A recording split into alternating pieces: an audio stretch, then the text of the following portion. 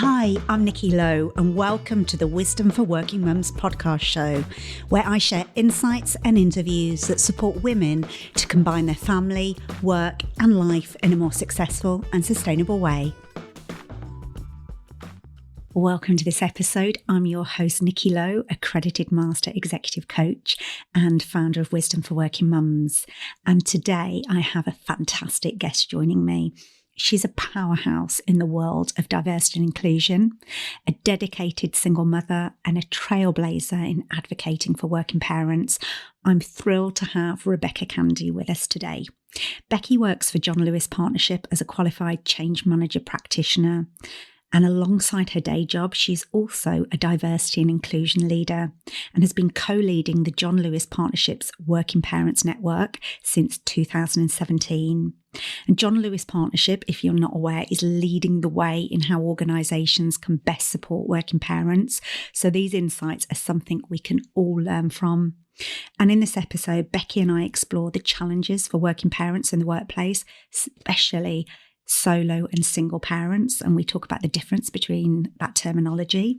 We talk about what managers and organisations can do better to support single and solo parents.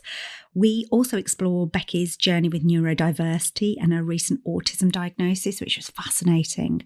And we also explore the journey that the John Lewis Partnership Working Parent Network has gone through over the years, including creating some really great subsets within that. I think you're going to gain so much from this conversation, whether you're a working parent yourself, a people manager, or you would like to see working parents better supported in your organisation. So I won't keep you any longer. Let's dive in. So welcome, Becky. Thank you so much for joining me on the podcast show. It's lovely to be here. Thank you. So for those that don't know about you and what you do and what brings you here, can you just start by sharing a bit about your personal journey, really as a single parent, and how it shaped your career and your life, and also why we're talking about this today in terms of what you're doing in the workplace? Oh, yes. Fantastic. Thank you.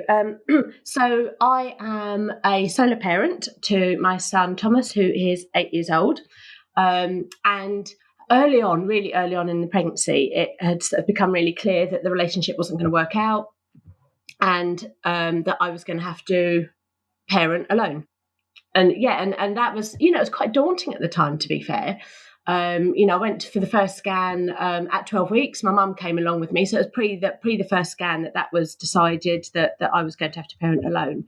But Thomas was very much a wanted baby. And one of my strengths, I guess, is that sort of planning. And what are we going to do about this? What am I going to do about this?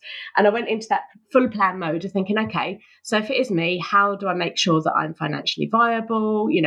What is the cost of everything? And so, very much for me at those early stages, I dived straight into planning out. Could I afford it? What did I have to do? How was I going to cope with because obviously I was going to have to work as well. I had, a mortgage on a house to pay. So there's those basic bits and pieces. So in lots of ways, yes, and it's funny when I talk to other single parents now, some people say, I don't know how you do it, how you did it. But at the time, I think I always knew at that point it was only ever going to be me. So I never planned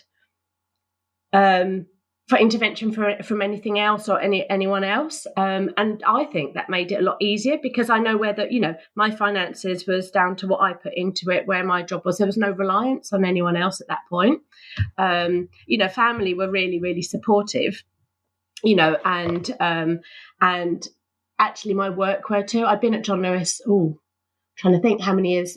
Thomas is 8 now. I've been there 23 years. I can't do the maths, probably 15 years, guessing. Someone hopefully won't correct me there. Go. I won't, don't worry. I'm not a numbers girl, so don't worry. And, but when going back to work, so it was after Christmas time, and I said, look, it was me announcing, one, I was pregnant, and two, I was having to do it all by myself. My relationship had broken up.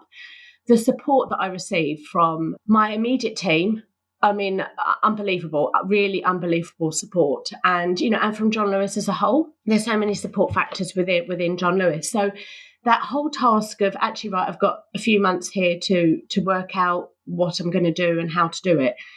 it really was helped by the fact that I had that overwhelming support with my team and my job and all the people around me. And actually at the time there were, I think there were 4 other or maybe 5 other people, women in my team who were also pregnant around the same time. So we all actually had babies within a month of each other. There were sort of 5 babies that we all had at that same time. Yeah, which made a massive difference because, doing this journey on my own, I didn't use that NCT because at the time I was like, I don't want to be around other couples who are all happy clappy about it. I was a bit reluctant on that. It was really nice to be amongst my friends and colleagues at work and be able to ask those questions. We were going on the same journey or a similar journey of pregnancy at the same time. So that in itself, as being that solo parent part, became a lot less daunting. Absolutely. And and Thomas decided to come early, a whole month early, so that was a bit of I didn't have so much of the break before I thought I would be having to be looking after a baby. And as a solo parent, early days is exhausting because there is I didn't know day from night. He was a month premature, so the feeding took a very long time. He was really slow at feeding, so he had to be fed like every 2 hours, and he'd take an hour to feed, and then it'd take me an hour to pump any milk because he wasn't able to really breastfeed very well. And I don't remember getting much sleep in those early days at all. But there is that bubble, isn't there, of maternity leave, of I could do things at my own pace. And that, again, whilst it was tiring being on my own, really tiring, I didn't have to satisfy anyone else. It was just my bubble of my baby and me. So it didn't matter if I was awake in the night or during the day. I ate when I needed to eat, and I didn't have to worry about anybody else. And, there was definitely that advantage. I wasn't having to cope with anybody else's adjustment to becoming a parent. I could just find my own way with Thomas, and that was really, really helpful. Whilst I said earlier I didn't join NCT, as that I actually did join Gingerbread, which is a really brilliant charity that is based for sort of single parents, solo parents, gives you lots of support. That was a lot of where I found a lot of guidance on bits and pieces. And they used to have a local meetup with other single parents. So all the way through my maternity leave, that was really great. I was able to build a bit of that community with other single solo parents going through that same journey. And they obviously their children were different ages, so I was right at the early stage, but you had that kind of hope of actually this is doable. This is what they've done, that general advice. And that really did support me through the maternity leave and certainly initially when returning to work. It's really interesting insights from hearing kind of what you said. And I'm really hearing actually how important that support was and how brilliant it was that you had it within your team, within your organisation. And I think this is often what organisations underestimate, is that impact they can have on working parents, particularly at those early stages. Oh, it's huge. It really is huge. And having those conversations. And I remember my very first day back in the office, it's always traumatic, isn't it? The first time you're without your baby, you've put them into a childcare setting. So I had a childminder early days for 3 days a week. I had to go back full time because I needed a full time salary to pay for all the bills, which then also meant that childcare to pay for that as well on top, a real strain. But I remember on my very first day, I suppose the directorate leader, our sort of head of our team, sort of came round and he sat next to me and he said, look, Becky, anything you need, you just ask. We are here to support you. We're here to flex around you. You just let us know what you need to do this. And knowing I had that support, I mean, it's very different knowing it and actually then doing it and asking for support. But that's a whole different question. But knowing I had it as a backup, that they had my back, it was really helpful to know that you had that support there. Yeah. I mean, it's still, as I say, sort of going back to of knowing that and then doing on it is very different. It was still really difficult getting back, and the confidence levels were awful for me because I was so tired, and you just lose. I found I lost my way as to what I was doing with the job. I was missing my son and trying to get your work head on again after having been a mum for 10 months. It was very different, and I think it took me 6 months before I felt like me again at work. Yeah, and I think that's so powerful to reflect on that, because that's such a common experience, and we somehow think it's just us that are experiencing that at the time. And oh gosh, if only I could, do this a bit better. But that's such a common experience. It really is. And we hear that actually through the Working Parent Network when we work with returning parents now, actually, that there is this gap of when they're coming back and you are changing yourself, but you're a new you. You're not the same person. I know it's called returning and it's going back to work, but you're not really going back in the same way. You are a new person. Absolutely. And it's like starting all over again. And your priorities have changed and your interests often have changed. Yeah, it was really hard getting back. There was a question I wanted to ask. When you were talking earlier, we've used both the terms of single and solo parent. And I just wondered, do you have a view on which is the right term, or what circumstances you use those, or is it down to the individual? I don't know. It's funny I use solo parent because I am the only parent. I am the only one who's got parental responsibility. There is no contact with Thomas's biological father.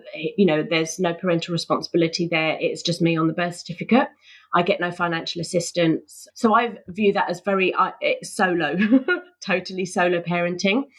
Single parenting, it's hard, isn't it? Because then you've got people who are co-parenting, yeah, and are separated. You can often have military families where it's similar to single parenting and solo parenting, but I think the difference there, because you don't have that support there necessarily physically there. Yeah. And in the relationship and doing the practical stuff. But if there's another financial input, there's a different pressure there, isn't there? Whereas I'm fully financially responsible for Thomas and myself, and there is no other income coming in from that. And I think that's really useful to reflect that. Thank you, Becky. That's really helpful, because what made me think of, and we both know Michael Ray, the solo dad, and I suppose his circumstances are very similar in that he was the solo kind of parent in his daughter's life. So, and I think for people listening that might be people managers, just to recognize there are so many different nuances to this. And yeah, so I really appreciate you kind of clarifying kind of the language you use and why you use that. You also spoke about the Working Families and Carers Network. So for those that don't know, John Lewis Partnership is actually has been kind of recognised nationally and probably internationally as well for the work that you've done in supporting parents. Can you share a little bit more about the network, what its purpose is, and actually when your involvement came in your journey into it? Yeah, sure. So the Working Parent Network is one of 8 diversity and inclusion networks that the John Lewis Partnership have, and they were set up to cover the protected characteristics of the Equalities Act. And yeah, I suppose I was first aware of the Working Parent Network when I returned from maternity leave. I don't think we had it beforehand, but it's one of those things, if you're not a parent, you're not aware of these things until you have the need. And we see that now, actually, people don't know within the partnership that we have this often until they become a parent themselves and they go, oh my goodness, I never knew we had. It was, for me, actually, as I thought it had been, I think there was somebody in my team who was involved with it when I returned from work, and I was almost looking for that work replacement for the community and support I'd had through the gingerbread groups. Yeah. While I'd been on maternity leave, because obviously I was returning to work, and I wanted to know, actually, at John Lewis, from a practical point, how on earth do you work full-time plus be, I'm a full-time parent? How do you do that? And, and the childcare costs, and then later on when children aren't sort of in nursery and they're going to school and you've got school holidays, because the maths don't add up. There's 13 weeks of school holidays, and I mean, I'm lucky at John Lewis, I get 6 weeks because of how long I've been there, and also I can buy an extra week, so I can get 7 weeks annual leave covered, but there's still a deficit however you do the maths. It's well, how do you manage that? What on earth do you do with your child when you have to go to work? And back then, this was pre-COVID, so I was working in the office most of the time. I was working 5 days. I managed to agree to have 2 days working from home, but even then there was a lot covered. So I joined the Working Parent Network just as an interested party to say, actually, how can I connect with other single parents, solo parents within the partnership, just to find out from that bit and start to. It was more for that selfish bit of how can they help me? How can I connect? But me being me, early days, I connected with that person and thought actually it was still in the really early days of the network, I think, because it was just using a Google platform, a bit like a Facebook platform, where it's a site where you could post something, and there wasn't a huge amount of activity. There was only a few members in there. I don't know, maybe 200 or so people who'd signed up to be part of that online piece. But I started talking to the committee, and within a few months I was on the committee, and and this was 2016. I'd returned to work sort of April 2016.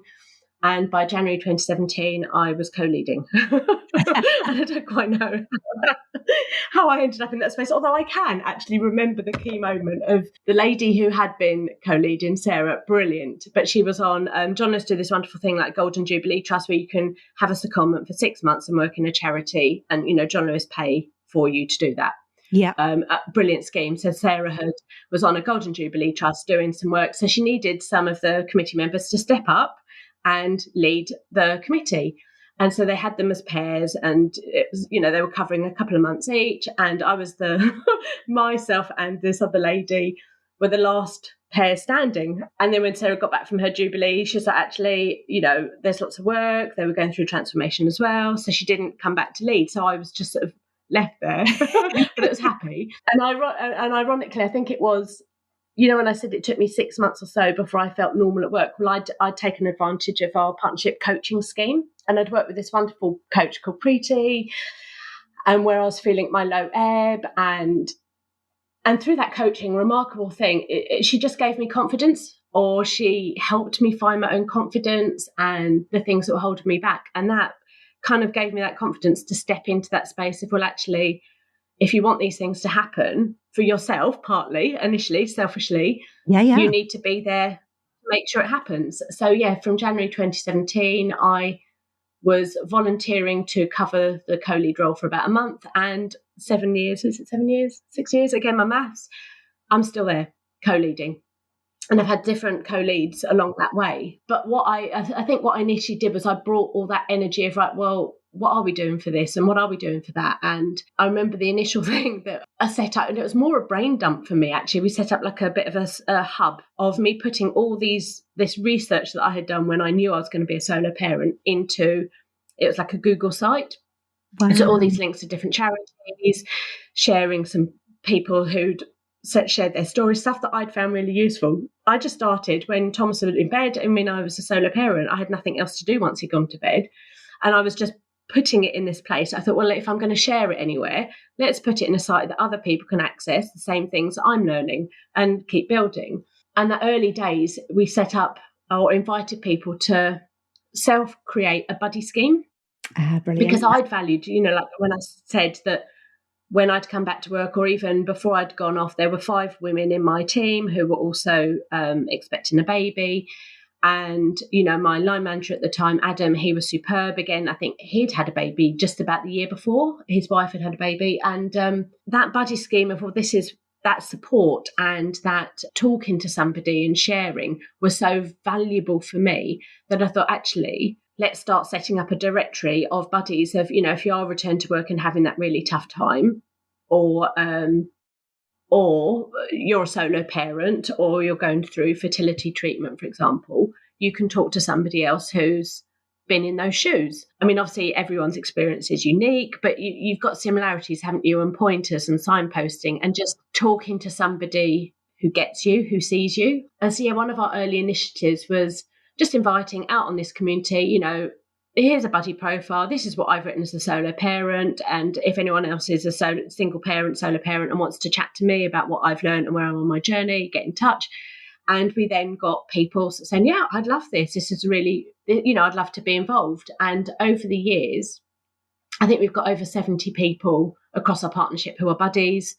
But the plethora of experience, I mean, it started off with just a few topics of, baby, child, teenager, solo parent, maybe fertility, a bit of return to work, a bit of flexibility. But then it grew into mental health for adults, mental health for children, special educational needs, bereavement, the list. I think we've got about 30 or 35 categories now of different experiences And then people tick the ones that are relevant for them, LGBTQ families. The list is endless. And it means we've got this real support network there who are just open to say, yeah, contact me. And it also means that us as a network, we can tap into our buddies, say, actually, yeah, we're doing something on bereavement, for example, can we share your names? Can we, these bits, can we share some of those stories just to try and highlight that? So, yeah, the Working Parent Network, as I say, it started off really small, but then grew legs and arms.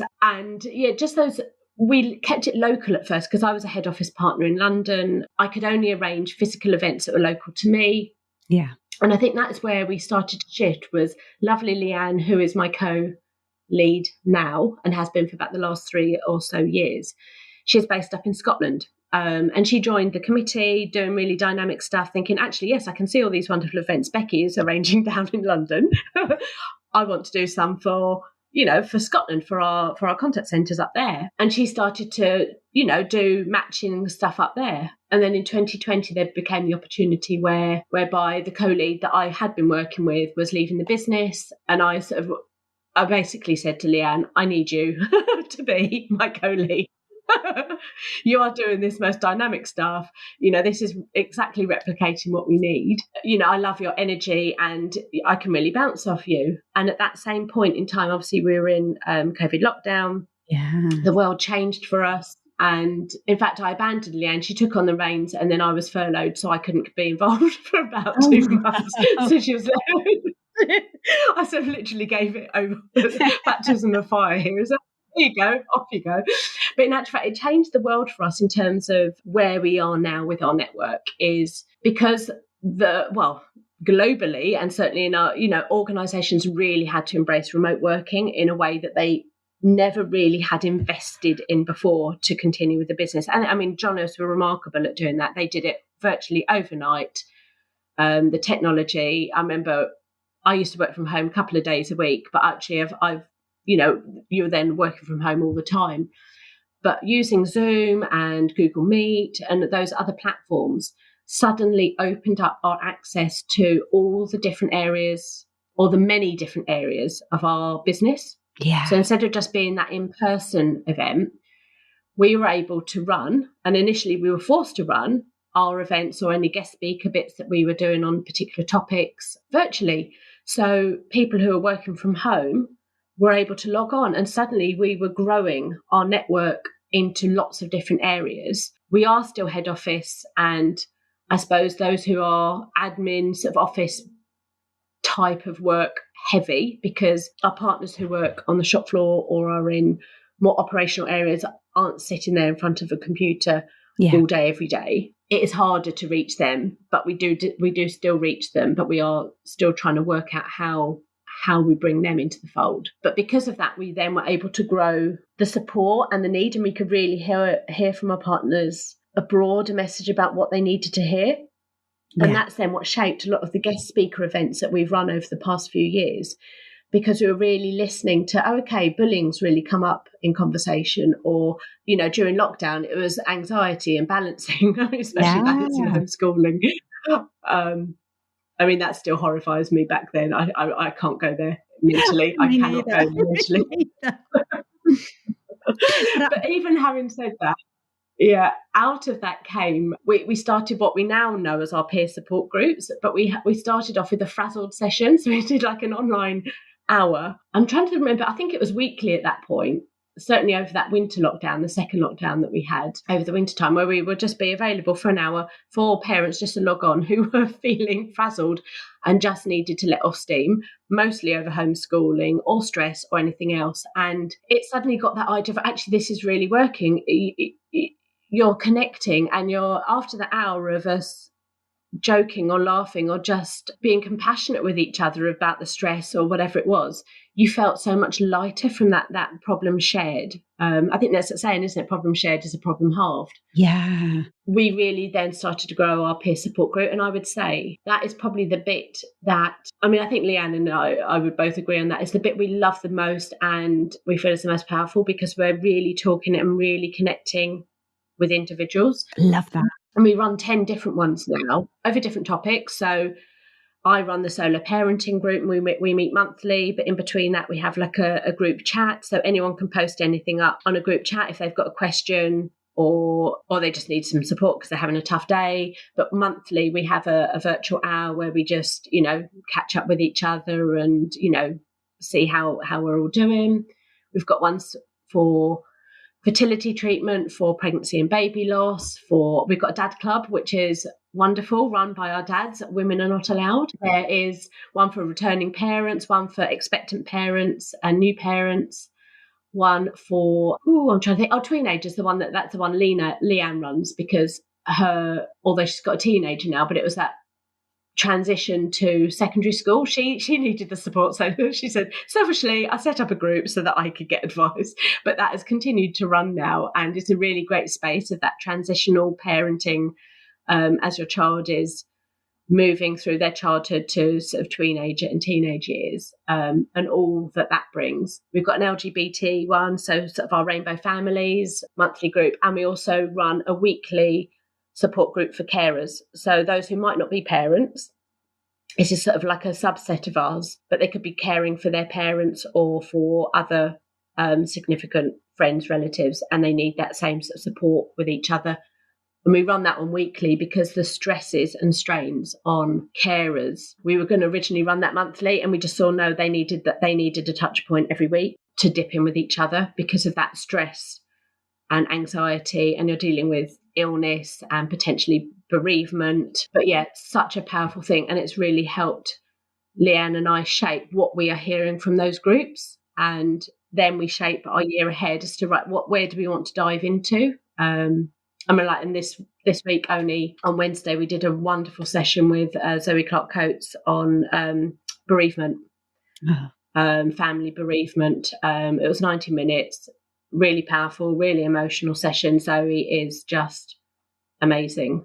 It's a very, very special lady, But we've seen some feedback from that about how people were just connecting with their grief and what, where they've hidden, but also how you can support your own family, your children, your colleagues who are going through grief. It was such a big, wide topic, and I think we had over 30 people on the call, pregnancy loss. This is where I think John Lewis is at its best, that we have this support that is whole person. Well, I've actually written down on my notes, Becky, that whole piece about each of those unique, or what you feel like you're the only person going through it, experiences, to be able to bring your whole self to work and feel like that whole person belongs and is recognised and supported.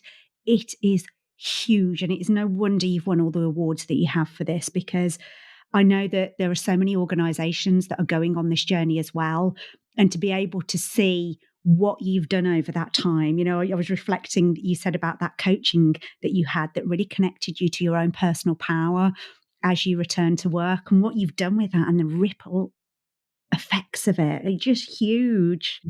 So just, I know it's not just you, and there's a team, but the fact that the energy that you've put into this to make it what it is just phenomenal. So thank you. Oh, thank you. And it's the passion of all of us, actually. And I think it's because we just want it to be right for everyone else. You go through tough times yourself, and you think, you know what, I need to give some of that back, because that those are the people and the things that mattered for you. Yeah. And we are so lucky. Leanne is just my absolute work wife. We've only met twice, 3 times probably now, actually face to face. So it was the most marvellous sense of, biggest hug ever, when we actually met face to face. But, we're opposite ends of the country. In fact, she's quite literally in a different country in Scotland. But we really connect. We work really, really well together. It's like a proper job share, and we just connect and think very similarly. But alongside us, we've got the most amazing committee, and that's it. When you're setting up that network, it has been a long road, and it really hasn't been easy. And what you're seeing now is all of those trial and errors, and not getting necessarily the right people into the committee. People always have the best intentions. And as parents, we always try and take on more than we can actually do, and there were people who say, yeah, I really want to be part of the committee. I want to give something back. But then the reality of their life, their work, which is full time, your family commitments, and then doing something that's on top of that, despite best intentions, it's just not possible. But we have managed to, I suppose, headhunt. We'd see people who would have that same sort of energy and would be posting on our community or driving a certain topic. And I think we now have about 17 maybe or 20 people within our committee. Wow. But that is how we can run these peer support groups, because I run the solo one because that's my lived experience, and whilst I've got other elements, we then have a great team of about 5 or 6 partners who have lived experience of the like pregnancy and baby loss and infant loss, and they host that. In fact, they work and do all the we'll be doing a lot of activity for Baby Loss Awareness Week, or it's Baby Loss Awareness Month actually, but hence that's why we started off with Zoe's session on Wednesday this week. It's sort of leading into that. We have these subsets within our committee who also build these different areas for us, and we all come together monthly and we have a chat. We've got a wonderful exec sponsor, sort of Lisa, who's actually on the board. So all of our networks have an exec sponsor. And so she comes to our meeting. Each of the individual ones, or the overall kind of network has a... No. So each of our networks, they have a member of our executive of our board who are part of our work, a part of the network. So our chairman, Dame Sharon, she is the executive sponsor of the Faith and Belief Network. We've got Lisa, who actually is our people executive. She's our one. I mean, she's a parent. So we've got that synergy between. So each of those board members are sponsoring one of the D&I networks. And that allows us to not just do the support factor. So we've talked about the peer support groups and the buddying and that community and everything, but actually we make a difference and we can influence the business. And that I think it's actually, I'm losing track of the years now. I think it's 2 years ago now that we introduced our equal parenthood, but that had taken quite a few years beforehand, and some business cases that never went anywhere, and other things got in the way of the Working Parent Network sort of talking to our community and getting that feeling around, what did our partners feel about paternity leave? Were they taking advantage of shared parental leave, and why was it not working? What were the barriers? What were our dads or co-parents feeling when they had to return to work after 2 weeks leave, particularly if there was a premature baby and, their baby may well still be in hospital, and, all the guilt, all the feeling, all the tiredness, the productivity. So we were able to collect that data by talking to people and share that into our business case and work alongside our business team, also our policy team, and help shape what that business case needed to look like. And at the time, actually, Andrew was our exec sponsor. He's just recently left the partnership business. But he was able to support from that executive view, well, if you're getting this business case through, these are the things that you need to put forward. He was able to have that discussion about the need for this morally for our business, where we want to be as a business and who we are as a business, of being different and being really serious about reducing our gender pay gap. Yeah. This was the thing that would unlock it. And he was having those conversations with the board members. So having that exec sponsor is really, really key. Absolutely. And, it just speaks volumes, because so many organisations try and put these networks in place without that exec sponsorship, and their impact, they're having an impact, but the impact could be even more profound when you've got that top level support of it. And you alluded to there about the equal kind of parenting approach, and you've been trailblazing in this area.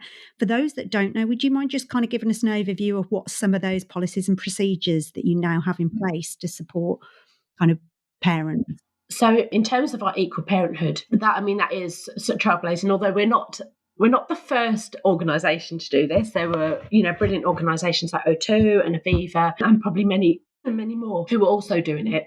But we were the first retailer to go live with it. And it was trailblazing. And to be fair, we'd always hoped that we'd get equal parenthood, but we weren't sure we would, because it is financially, it's a massive cost to the business to do that, but it is the right thing to do. And so what we offer is for that co-parent, so this could be same-sex relationships too, is that they get exactly the same as maternity. So it's 6 months fully paid. And so it's phenomenal for our partners returning to work, to really embrace their parenthood. We've had some great results from our dads and co-parents who have been able to take advantage of this, of how differently they feel returning to work and supporting their family and bonding with their children. Their relationships with their children are so much stronger. I mean, we've got one dad in our business who, his eldest son, it was before we had this in, and he had to return to work much sooner.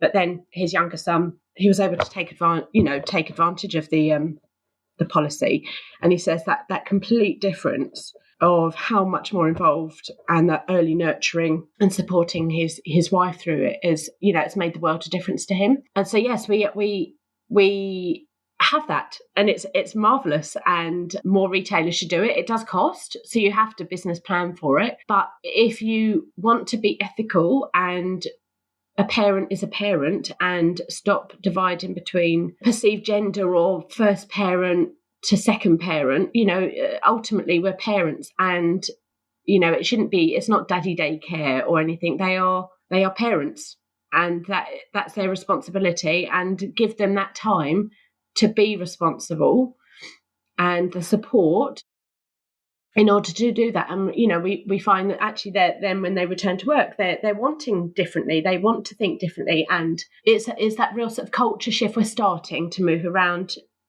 dads talking, and this is where we have our monthly dad club.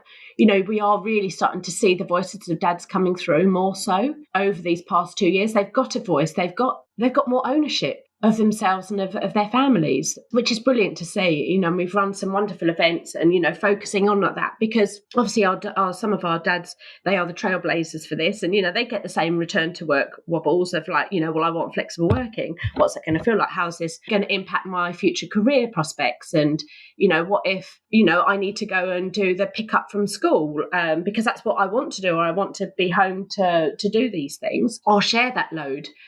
Is they experiencing the same worries and concerns? Well, it's where we first met, actually, Becky, wasn't it? Was at the Working Dads Awards in London that Elliot Ray was hosting. And that was all about how do we create equality in the home through doing equal parenting so we can have equality in the workplace.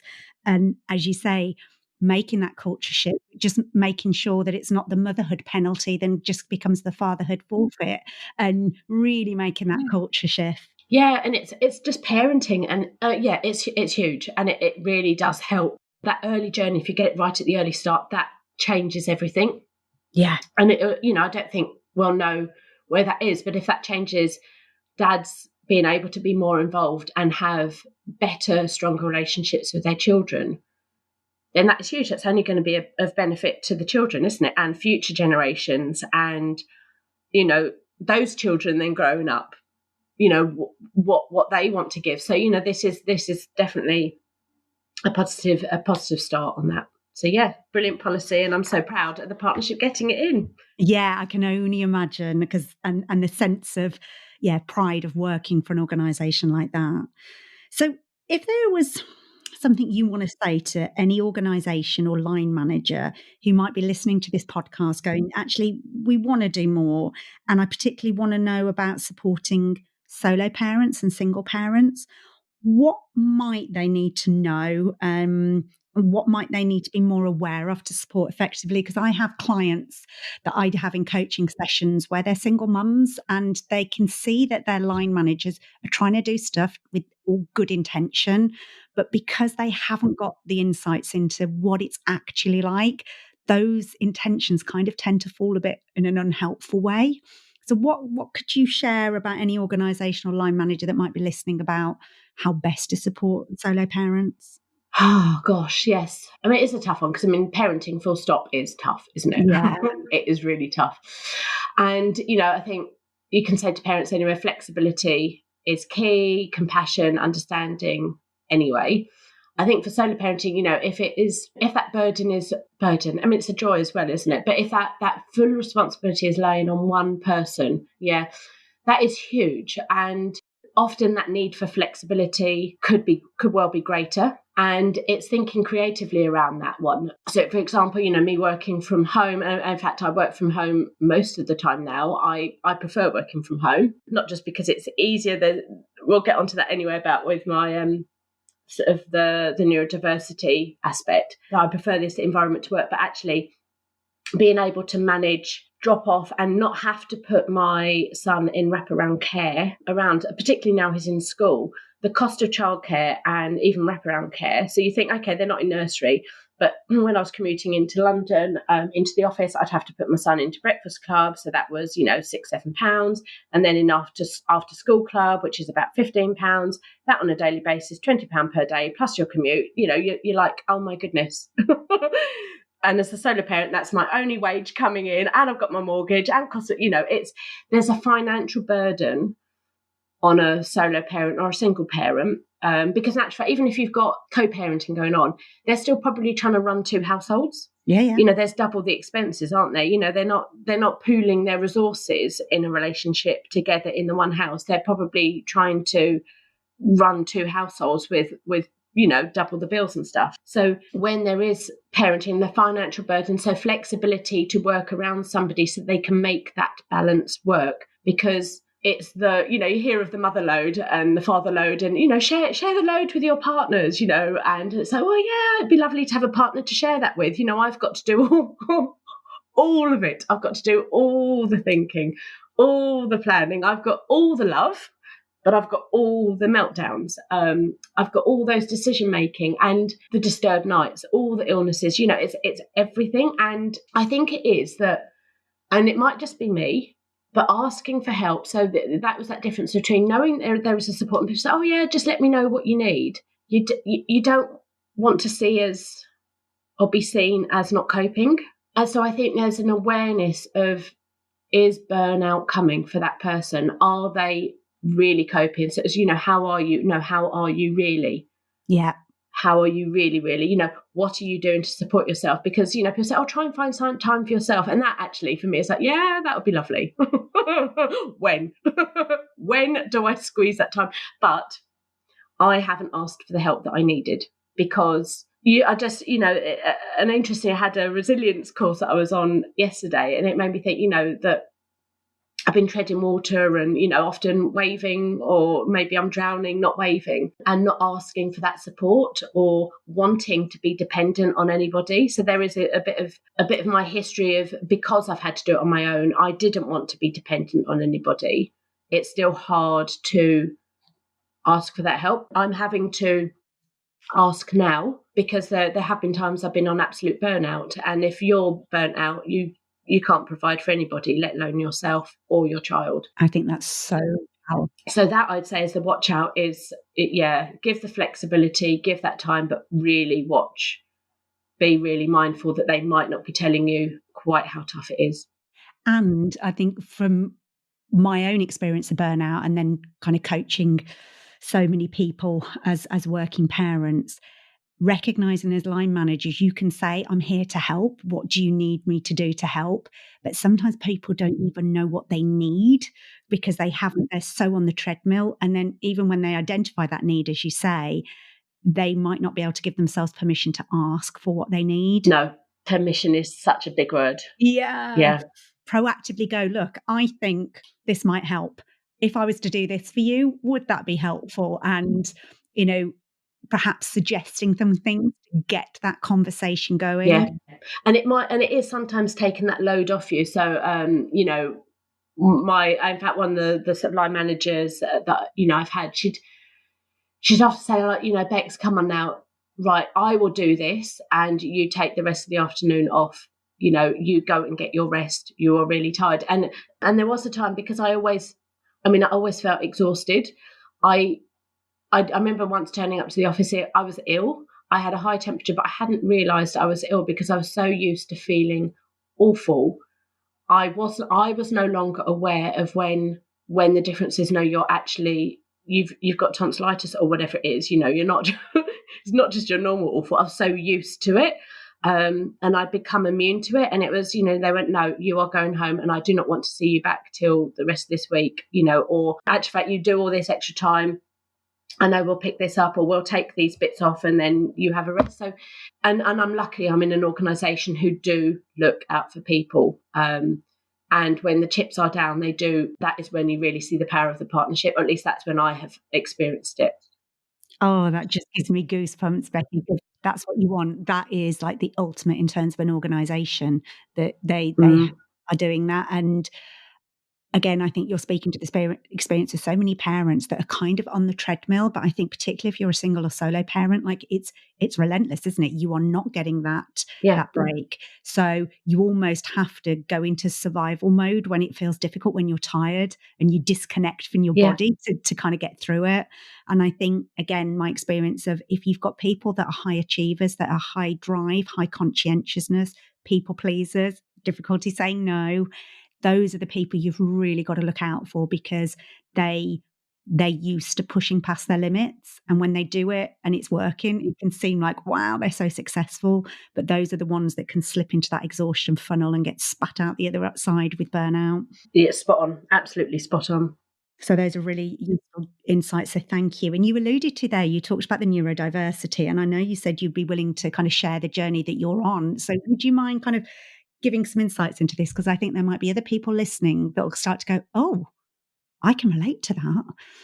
So would you mind sharing a bit about the journey that you're on? Yeah, absolutely. So I suppose my big awakening is, I mean, COVID and lockdown has got a lot to answer for. That's, there were some real tough times, but there was also it afforded me time to reflect differently on and see things differently. That being at home all the time, that initial lockdown, you have lots of time to think and be aware. But I remember working from home, and when I suppose that was the big thing, was that I suddenly felt relief, not just happy to be working from home, despite all the COVID and all the scary stuff that was going on.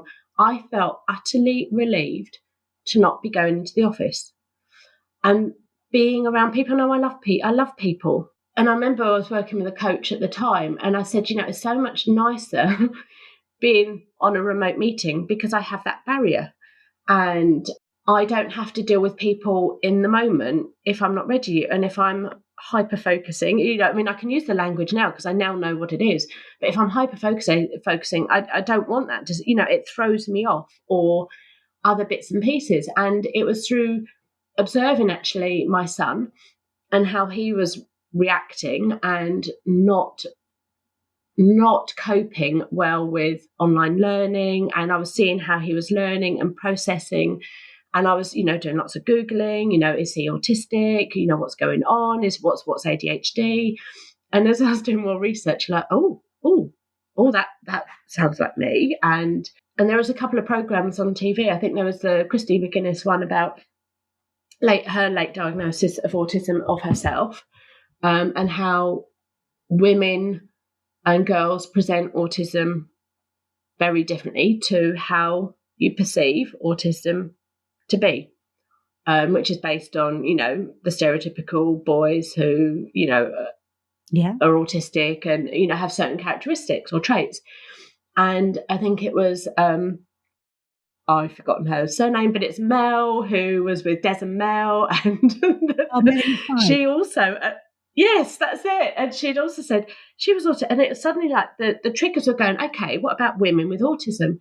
And, but I'd struggled throughout my whole life with reoccurring depression, with imposter syndrome, with, actually, I had hearing tests at some point because I thought, I can't understand what people are saying.